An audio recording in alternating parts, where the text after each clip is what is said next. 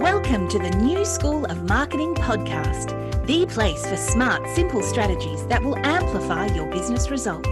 Sharing practical tips, insider knowledge, and actionable advice because marketing is something that every business owner can do. Now, let's get started. Introducing your host, Bianca McKenzie, mum, lover of snow sports, camping, horse riding, and in-demand launch strategist and Facebook advertising knowledge bank. Hey there, welcome to the New School of Marketing podcast. So excited to have you here. This week, we're actually going to be doing something different. I have opened up my podcast for guest episodes, but in a different way. So I'm actually hosting a podcast takeover for two reasons. One, I love amplifying the voices of other people in business. And two, I have a now 5-month-old little boy with me, and it really just gets tricky to record enough episodes every week. So I love sharing this platform with other people. Today we have Ames Watts from Indy Bindy Fabrics on the podcast, and I'll let her introduce herself because it is an absolutely amazing episode. Enjoy every single minute of it. It is full of super helpful tips. All right, see you later. Hello, I'm Ames. I'm a mum of two, a lover of sewing, martial arts, and all things creative. Bianca has kindly invited me here today to talk to you about using giveaways to grow an audience filled with your ideal client. So who am I? I'm the owner of Indy Bindy Fabrics, which is an online fabric store specializing in independent designer fabrics, all from Japan. But no matter what kind of e-commerce store you have, you can apply this strategy I'm about to share with you. I'm also going to speak mainly about Instagram today, but you could replicate this on Facebook or another platform just as easily. So when I was first starting out, I had a small audience of around 800 followers on Instagram. And my goal with Indy Bindy Fabrics is to support the independent fabric designers, share their gorgeous artisan fabrics far and wide, and to spark creativity amongst sewists all over the world. And to achieve this, I knew I needed more exposure. Instagram is my main platform for connecting with potential Indy Bindy customers, so I wanted to grow my audience there. And I came up with the idea of running a series of giveaways to get in front of more people and to generate some excitement. And this strategy that I'm about to share with you helped me to double my following, to boost engagement, which is fantastic for the algorithm. And I think most importantly, it allowed me to develop long-term relationships with my audience and also others in my industry. But the key to all of this is remembering it's not just about increasing the number of followers you have. It really boils down to attracting your ideal customer, to building that brand recognition, and also building trust. So let's get into it. There are just 7 simple steps to running your own giveaway and connecting with that dream customer. The first step is to document where you are now. If you're going to invest your time, effort, and money into a giveaway, you want to be able to measure the effect it has on your business. So note down or take a screenshot of how many followers you currently have. Also note how many likes, comments, and direct messages you usually get for an average post. If you have a newsletter list, note down how many subscribers you have. Then set this aside to revisit after the giveaway. You can then look back, consider what impact it's had, and decide if you want to do it again. Step 2. Now, I know you've heard this before, but you really need to know your ideal customer. Bianca has an episode all about this, so I won't go into it too much, but you need to know who you are talking to and where to find them. So work out what accounts or influencers they are following, what other products they're purchasing, and who else in your industry that they follow. These are all clues for potential giveaway collaboration partners. So for industry peers, this could be companies selling a similar product to yours, or it could be a complementary product. For me, an example would be another fabric retailer, or a complementary business would be something like a sewing pattern designer. So something that doesn't compete with my product, that my ideal customer purchases to complement my product. So that's not to say you can't do a giveaway on your own, but working with a partner naturally gives you much more exposure to a new audience. And that's really what we're after here. Okay, on to step 3. It's time to make a list. Write down all the potential collaboration partners you can think of and prioritize those that you'd most like to collaborate with and also those most likely to say yes.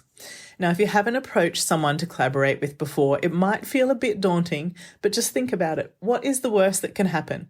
They'll either just not reply or they'll say no. And most likely you will get some no thank yous, and that's okay. Just receive it. Let them know that if there's an opportunity to collaborate in future, that you'd love to. You never know, something might come of it down the line. And you know what? You'll also get yeses. If you haven't done a lot of pitching before, I recommend starting with the low-hanging fruit. Approach the people most likely to be open to collaborating first, and save those that you really have your heart set on until you've done it a couple of times and refined what you want to say. But step 4 is not pitching yet. Before we jump into pitching, I want you to go to everyone on that priority list and start engaging with them. The person you want to collaborate with would ideally be aware of who you are before you ask something of them. So do this through meaningful engagement. Leave comments on their posts that go beyond, "Oh, so beautiful," or "I love this." Actually show in your comments that you've read their caption. So for me, this might be saying how I've got the same sewing pattern in my stash and it's been on my to-sew list for ages. I might have to pull it out now. Or commiserating on a sewing struggle they've faced and how frustrating it is, but so satisfying once you overcome it. And leaving comments like this take a tad more time, but it is absolutely worth it to build those relationships and get noticed. Other things you can do are to turn on your notifications for those on your priority list so that you can see when they post and you can go and engage. You can watch their stories and send an emoji or a comment response, which more often than not will result in starting a conversation in the direct messages. You can also share their posts to your stories. And these are all ways to start building that relationship in a real way before you move on to asking anything of them. Step 5, still not pitching. We first need to decide on the structure of your giveaway. And there are endless options here, so just do what feels right for you. First, decide what you are giving away. Not all prizes are created equal. Sure, a $100 Amazon gift card would be great, but if the prize isn't specific to your ideal customer, you'll be spending your time attracting an audience that isn't aligned nor interested in what you have to offer. So find a prize that you know your ideal customer will love and that aligns with your company's ethos and branding.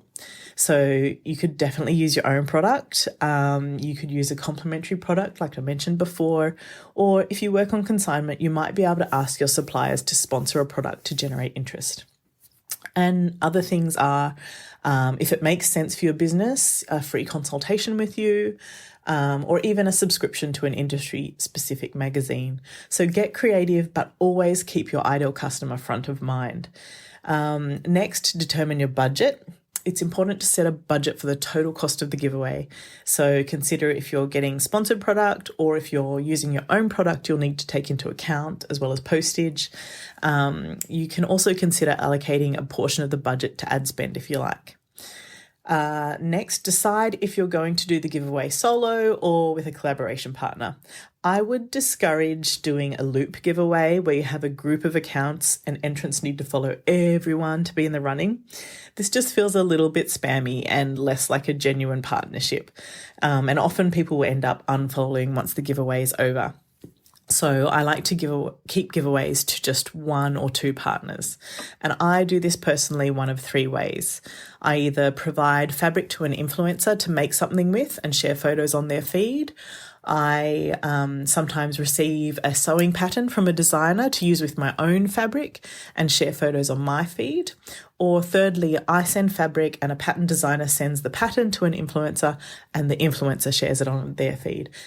No matter which of the 3 methods I choose, I time the giveaway to go live on my feed to coincide when those photos are shared. This just makes the most of the momentum. If you are going to work with someone else, you do need to decide what your roles are. So are you both contributing to the prize?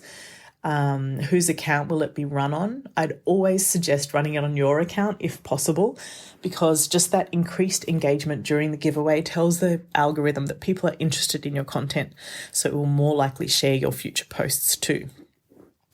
You also need to decide what you'd like to ask your partner to do, so how they how you would like them to share the giveaway, whether you would like them to do a post on their feed or just share it in their stories, if you want to go live together, if they have a blog that you'd like them to share it on, those kinds of things, but just don't make it too complicated that it's off-putting.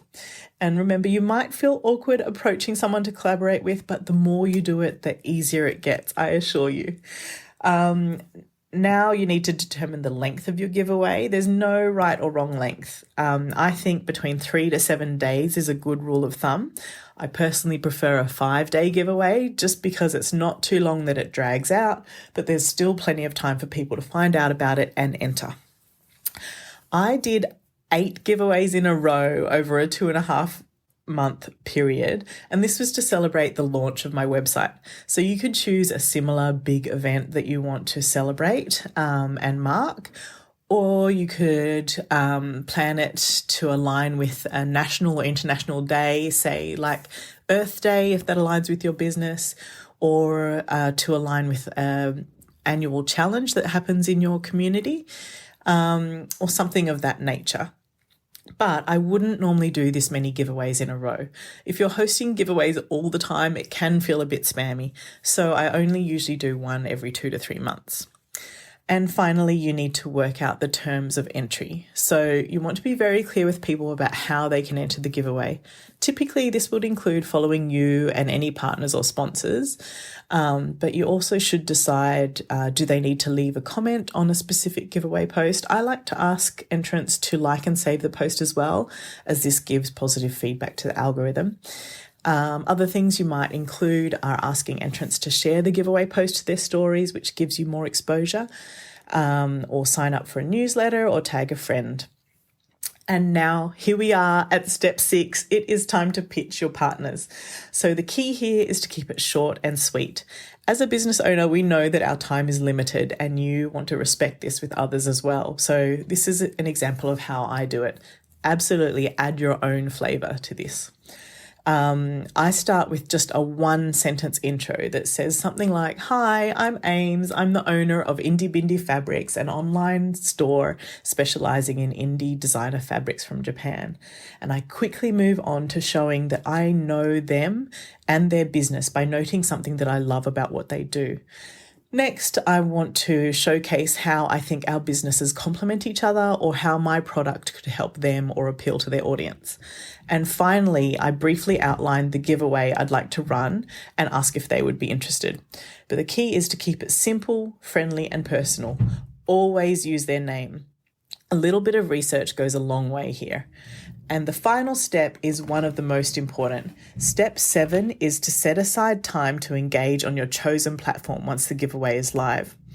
When you host a giveaway, you'll be getting a lot of new people, most of whom fit your ideal customer profile, that are engaging with your account. Whether that's new follows or people that are liking and commenting on the giveaway post, this is it. This is your chance to connect with your audience, so don't waste this opportunity. Plan in plenty of time in your schedule throughout the duration of the giveaway to ensure that you're responding to comments and direct messages. And the most payoff will come from being proactive. So click on those accounts that have just followed you and comment on a couple of their recent posts. This will get you noticed and they'll start to relate to you as a real person, not just a business. And that's where you create the trust. And if you haven't got many new follows yet, don't worry. You can look at the account of a complementary business or a business that sells similar products to yours and click on their followers and engage with any that have a public account. While you're putting yourself out there, share your giveaway everywhere. Highlight it in your stories, send it to your email list, post a reminder as the deadline draws nearer, go live and just talk about it. The key is to share, share, share. Definitely don't ghost your audience once you've put the giveaway post up. Use the opportunity of having more eyes on your feed to show them what they can expect from you.